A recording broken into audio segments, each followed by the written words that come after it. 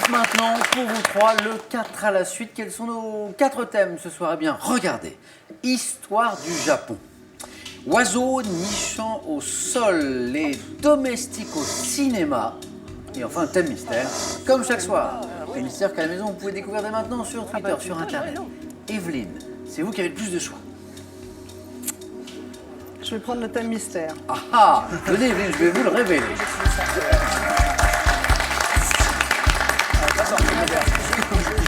Question importante Evelyne, avant que je vous révèle ce thème mystère. Êtes-vous un peu gourmand? Oui, Un peu gourmand de sucreries? aussi, mais aussi de salé. Très bien. Voici votre thème mystère. Bonbons et friandises au chocolat. C'est un joli thème. Pas mal. Hein, en tout cas. Êtes-vous prête? Je suis prête. Top. Quel terme désigne la confiserie de chocolat et de praliné dont l'aspect irrégulier et la texture granuleuse évoquent une pierre dure? Un rocher. Quel chocolat enveloppé dans un papier doré ou argenté contenant un Papillote. message humoristique?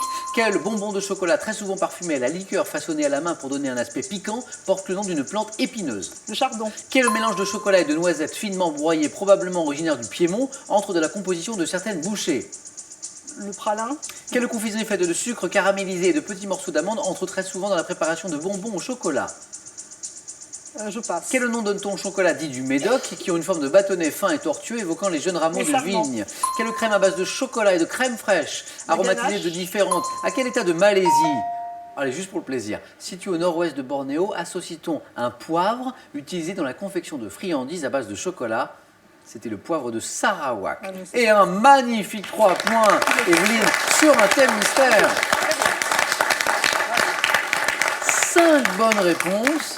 Je reviens sur ces 2 questions. Ce mélange de chocolat Pierre-Jean ou de noisettes finement broyées, les deux d'ailleurs, probablement originaire du Piémont, qui entre dans certaines bouchées. C'est le ah, vous l'aviez, Alexandra, je le vois, le Gianduja, exactement. Gianduja. Et cette confiserie faite de sucre caramélisé, de petits morceaux d'amande, qui entre très souvent dans la préparation de bonbons au chocolat, c'était. Nougatine. Et la nougatine, Alexandra, oh, vous l'auriez, mais Alexandra se calme. La nougatine. Evelyne, félicitations Merci. pour ces 3 points. Merci. Ah oui, quand il y a à manger. Félicitations à Evelyne pour ce très beau score. C'est à Pierre de choisir maintenant. Pierre, soit pour l'histoire du Japon, ces oiseaux nichant au sol ou les domestiques au cinéma. C'est dur. Je vais prendre le Japon. Allons-y. Le Japon, Pierre.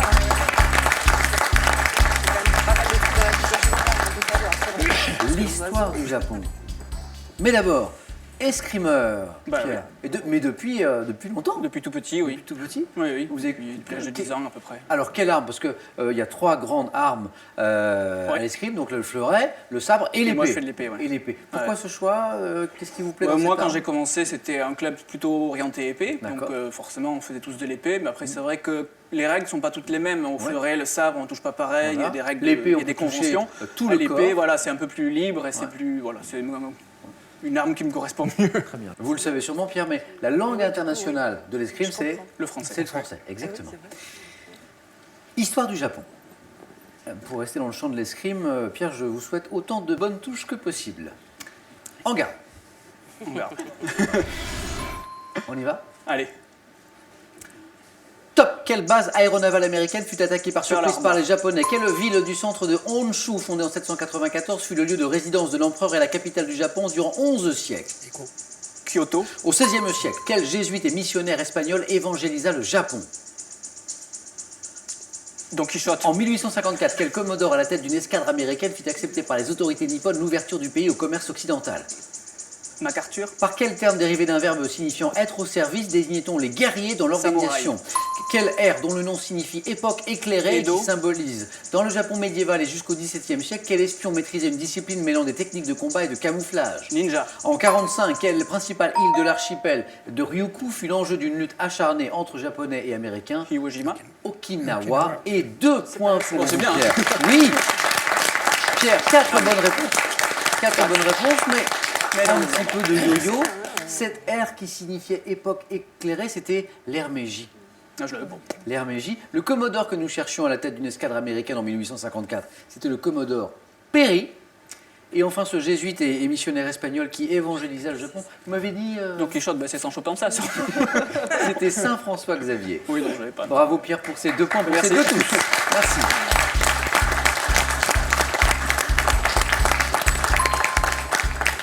Evelyne, vous êtes qualifiée mathématiquement pour le face-à-face. Pierre, tout va dépendre maintenant du score de Jean, bien sûr. Jean, vous avez le choix entre ces oiseaux nichant au sol ou les domestiques au cinéma. Connaissant pas grand-chose au cinéma, je vais prendre les oiseaux. C'est parti, Jean. Venez.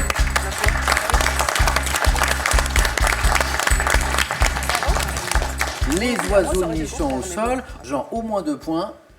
Êtes-vous prêt? Oui. Top. Chez quel oiseau de la famille des Phasianidés la femelle niche-t-elle au sol sous les taillis? Le faisan. Vous pouvez. Et quel petit passereau de la famille des Alodidés Commun dans les champs. commun? Quel petit oiseau brunâtre aux formes très rondes, voisin de la perdrix, aménage son nid dans un creux du sol, notamment dans les champs de blé? Brunâtre, très La ronde. caille. Par quel mot savoyard désigne-t-on l'oiseau palmipède nichant sur une plateforme de roseaux près de plans d'eau étendus? Le foulque. Par quel canard sauvage, dont le mâle présente un capuchon vert en période nuptiale, s'aménage un nid garni de duvet, souvent au sol? Le colvert. Quel gros oiseau marin à tête blanche, voisin de la mouette, est représenté par l'espèce Goéland. dite cendrée? Quel oiseau coureur d'Australie, de Nouvelle-Guinée au plumage? Le kiwi. Casoar. Ah, le casoar. Casoar. Et 3 points, Jean. Vous êtes qualifié pour le face-à-face. La seule, mis à part cette dernière qu'on vient d'évoquer ensemble, qui vous a manqué ce mot savoyard qui désigne l'oiseau palmipède, nichant sur une plateforme de roseaux près des plans d'eau étendus, c'est la grèbe. Ah oui. La grèbe. Et des applaudissements pour ce très beau score. Bravo Jean. Merci à vous. Ce score qui vous propulse au face-à-face, vous allez donc affronter Evelyne Pierre. Pierre, ça a été un plaisir de jouer avec Ah vous. ben oui, moi aussi. Un grand merci. C'est toujours dommage. Bon retour à Bordeaux. Merci. Et pour vous, Pierre, son cadeau. Mesbagages.com, site internet de vente en ligne de bagages, vous offre cette valise tendance et élégante, accompagnée de 120 tickets assortis. Pardon? Retrouvez vos années lycée avec ces 5 BD qui vont vous faire aimer les sciences. Des fondamentaux aux équations complexes, révisez avec humour le monde incroyable de la physique, de la génétique, des stats, de la chimie et des maths. Qui disputera la finale? Qui affrontera notre super championne Alexandra? Réponse maintenant dans le face-à-face entre Evelyne et Jean.